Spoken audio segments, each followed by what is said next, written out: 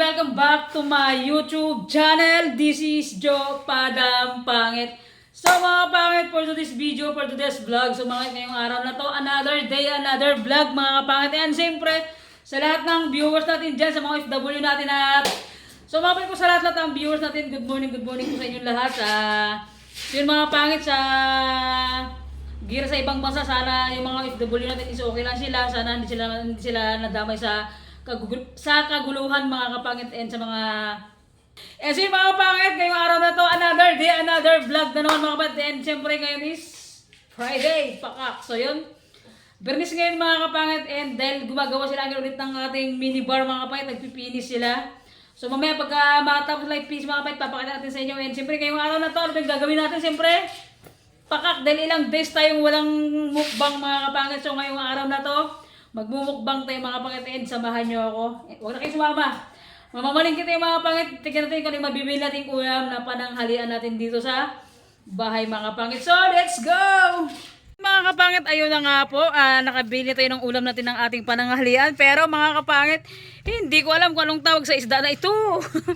Hindi ko kasi mga kapangit natanong kung anong tawag sa isda na to. So papakita sa inyo kung anong. Ngayon lang ulang kita ng gatong isda mga kapangit, sa tagal ko na sa Palawan. Pakak. So yun, papakita natin sa inyo yung isda na nabili natin. Hindi ko alam kung anong tawag sa isda na to. Pangit yung ating ulam for today's video. Ngayong lunch, pananghalian mga kapangit. Ang taba niya is kulay orange. Pakak! Tignan nyo naman, sobrang taba. Pero hindi ko alam kung anong isda to mga kapangit. Nakalimutan ko itanong sa may pinagbilihan natin. And siyempre, ito yung halo niya mga kapangit. Kamatis and ano tawag nito? Pitsay mga kapangit. So let's go. Ano ba bang inantay natin? Pakak, lutuin na natin to. Siyempre mga kapangit, yan hugasan na natin yung ating pangmalakasan na isda. Grabe yung taba niya So yun mga kapangit, lagyan natin yung sibuyas at kamatis. Pag kumulo, lagyan natin mga kapangit yung isda. So yun mga kapangit, kumulo na siya. Lagyan na natin yung grabe yung taba ng isda Lagyan natin yung isda. Ay solid, grabe yung taba. Lagay na natin. Pakak talaga ito mga kapangit. Ano naman Tapos mapuro magkalahati na yung kasirola Lagyan na natin yung ating pangsigang. Kahit hindi pa siya kumulo mga kapangit, lagyan na natin. And asin. Yan, para pagka kumulo, sabay-sabay na siyang maluto. Grabe yung taba niya solid. Parang nakakatakot kainin Bago ko lang itong mga kapit matikman itong isda na to. Hindi ko rin alam kung anong tawag sa isda na to Ako na kaya magpangalan ng isda na to kasi hindi ko na alam pangalan niya Atong na lang kaya pangalan nito mga kapangit. Mga kapangit, comment down below kung alam niyo itong isda na to kasi ako hindi ko talaga alam. Hindi ko na itanong sa pinagbilihan ko kanina. So yan. Antay natin kumulo. Mga kapit, kumulo na. Lagyan na natin yung ating pitsay, alright? Nakakagutom na mga kapangit. Lagyan na natin lahat. And yung sili. Okay, and imikos-mikos natin siyempre. Yan, mamaya titikman mga kapangit pag pagka kumulo na siya. So yun mga kapangit, kumulo na. Pakak. Medyo na lusay natin ang gulay natin Tikman natin kung anong lasa. Grabe yung taba niya Kala mo kamatis yung taba niya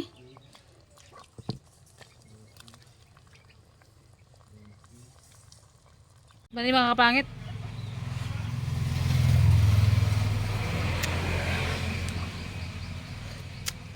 Pakak. Napakasarap, suabe. Mga kapangit, pakak. Nakapagluto na tayo yan. Kanya-kanya kaming higop ng ng sabaw. And siyempre mga kapangit ko. So yun, bago tayo magkain na pray natin kay God. Pangmalakas ang pananghalian natin to. And yun, dahil nag-start naman sila ulit magtrabaho. Kain na naman tayo mga kapangit. So let's go, pray na tayo. God, maraming salamat sa araw na to, sa binibigay mo lakas, sa blessing na binibigay mo, sa paggabay mo sa amin, sa araw-araw God na binibigay mo lakas. Salamat po sa blessing na dumarating sa aming lahat, sa araw-araw na lakas, sa ano God, sa nandyan ka always lagi para sa kami sa araw-araw na lahat ng gawain namin. Amen. So let's go. Kinakil. Ikaw man yung pangalan na to, bago ko lang nakakain ng ganito to, Kel. Ay, baka malasugi. Ah? Malasugi siguro. Malay ko to. Tayo na magpangalan sa kasi di ba natin alam eh. Malasugi. Ang taba. Loto. At saka yung ano yung taba niya kulay orange. Tingnan mo. Tapos kapag hindi maubos, ubusin pa rin. Taba ng isda. Ano? Kaya nga, Dilaw talaga ng taba. didilaw. Tingnan mga pakita ko sa inyo parang yung taba niya parang kamatis. Oh. Sobrang taba niya. Lagyan natin ng sinamakan. Ayan. Sa mga dumadaan na estudyante, shout out. Kain tayo. Kain lang pala, dyan lang kayo.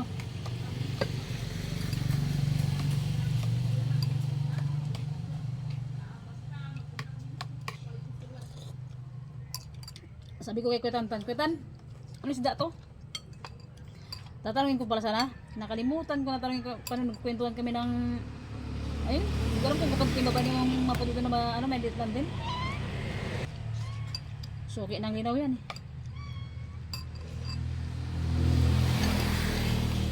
Lafang mga kapangit. Kain tayo. Manangalian na tayo. Ganun taba ng isda nito. Kaya nga.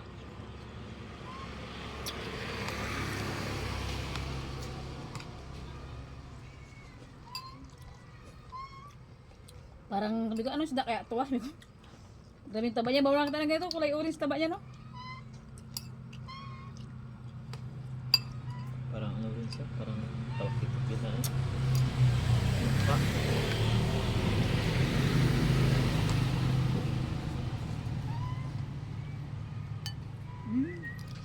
Malasa. Kanya boy! Malasa din siya.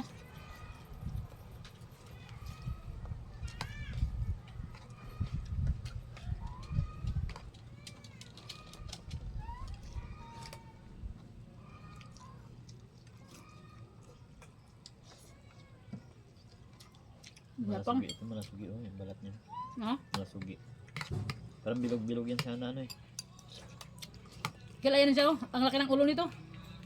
Ayan na, malasugi. Hindi talaga ito taba. Hindi talaga nagpapayat. Ha? Pagugas ko kayo na yung taba niya. Alam mo, baboy.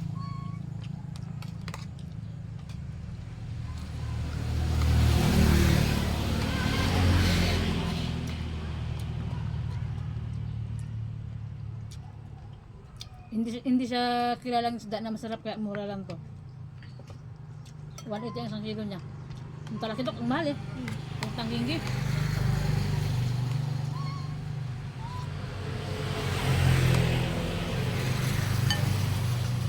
Ito may mawa.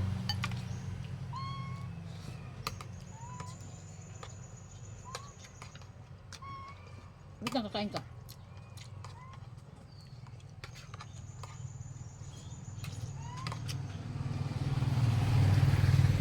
Yung sabaw niya nagkulay orange na.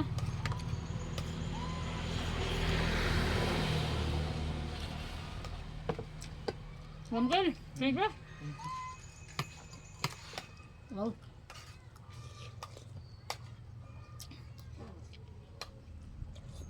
Biyod niya siguro ito. Mamkel. Ito, yung dilaw. Taba niya, Mamkel? Taba niya talaga. Oo.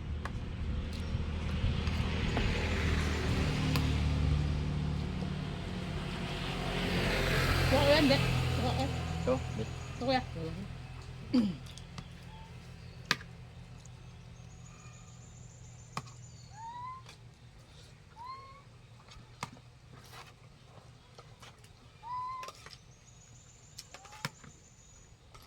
Lapang tayo.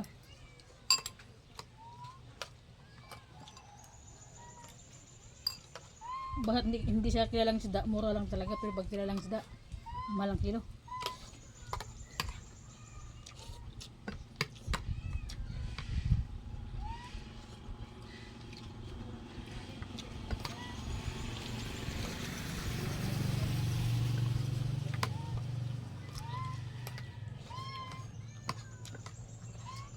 Gusto ko mimaw.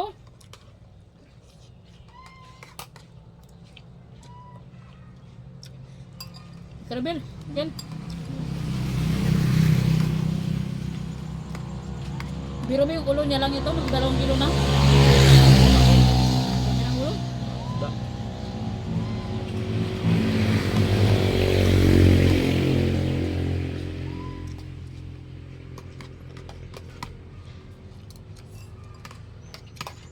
Yan mga kapatid, kain tayo.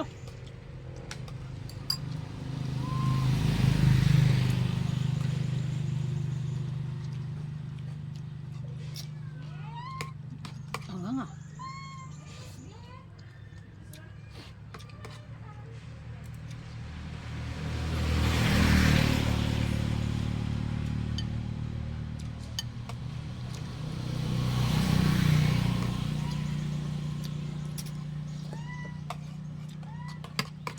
Napakasarap. Ano sa dito?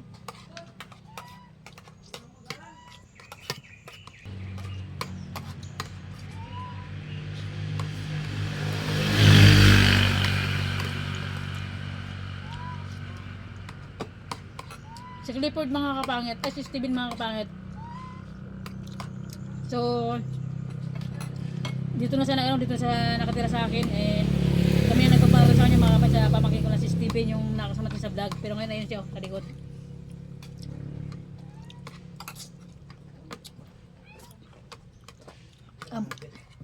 Ampo na namin siya. Kasi si Clifford mag-umuwi, sabi natin walang pasok eh. Uncle. Ako na. Busog na ako. Sabi lang, ulam pa. Tirahin mo na yan, Kil. Kailangan binigyan ng ticket na lang. Ubusin natin.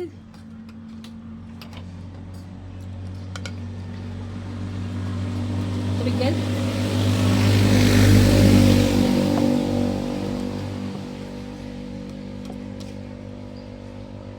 Puno-puno eh.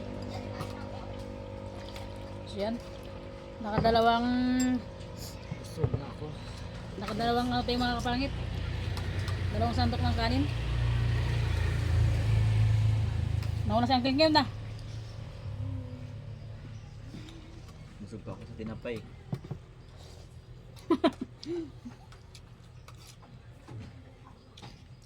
Suwabe. Ako si pag hindi ko kilala yung isda, ayaw ko kainin mga ganito niya. Mga bito-bito ka Ayaw niya. mga bito Oo. ka niya. Pero pag kilala ko yung isda, talaga. Lapang yung lapang.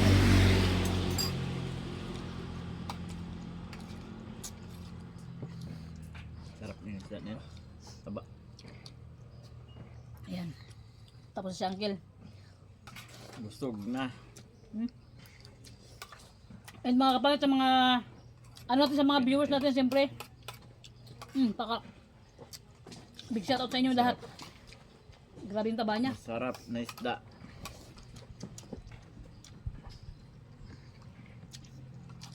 Grabe kayo na. Parang ano rin ang ano. Oh, Parang maya-maya rin siya. grabe kaya kaya. Ang naman niya.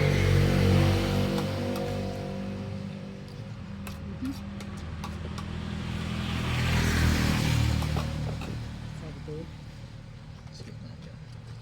Nauna sila ngayon ah. Ganubel. Ang pang ulam mo. hindi kaya. Dami. Busog ko talaga ako. Hindi ko kinain yung taba niya kasi baka ano. Ako rin nga. Sa ano. Parang taba kasi ng alimango. Taba, meron ng Diba taba. kasi ko na. Ulit maglulutang taba niya.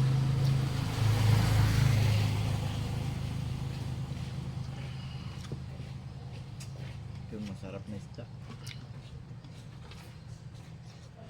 Parang ano rin siya. Talakitok na malaki. Ano ito? Mangsa. Kaya nga, parang magkalasa sila no, pero mas masarap ang talakitok. Okay. Mabilis sila aking kumain ngayon na. Taginig ka. Hindi, para makalolog ka rin ba? Nauna ka nagkain eh, kaya siguro tara na triskuhan ka din. So yun mga kapangit yun, tapos na rin akong kumain, tapos si Kerubel, si Uncle. So mga kapangit, big shout out po sa inyong lahat mga kapangit. So yun mga kapangit, antay-antay lang, pag matapos lahat-lahat yung ginagawa ng Uncle na minibar and malagyan nila ng tiles,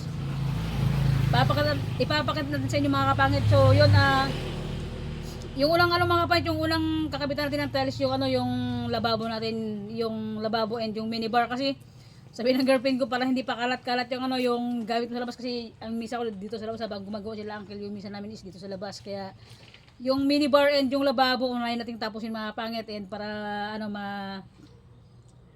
masiparate natin yung mga lalagyan ng mga plato natin, ng mga kutsara, yung mga manti-mantika natin para maging maayos tignan mga kapangit ko. So yun mga kapangit, dito na nag-end yung vlog namin.